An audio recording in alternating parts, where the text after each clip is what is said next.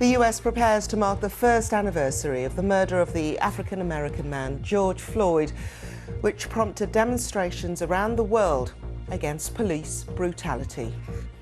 Tuesday marks the first anniversary of the murder of George Floyd, the African-American who was killed while being detained by police in the state of Minnesota. The images of the incident shocked people all around the world, prompting millions to take part in global demonstrations against police brutality.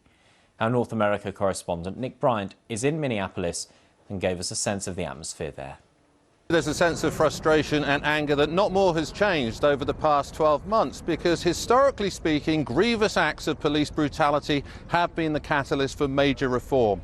The sight of police dogs lunging at civil rights protesters in Birmingham, Alabama in 1963 led to landmark legislation the following year. Selma, Alabama, the site of police officers mercilessly beating protesters again, produced a landmark Voting Rights Act.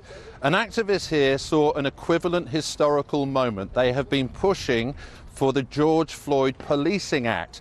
Joe Biden has also set tomorrow's anniversary as a deadline for that, but it'll pass without the legislation being enacted because there isn't the bipartisan support on Capitol Hill to get it passed. There is, though, a sense of determination that George Floyd should not just be memorialized with flowers, not just be memorialized with this shrine, but be memorialized with legislation, police reform legislation that bears his name.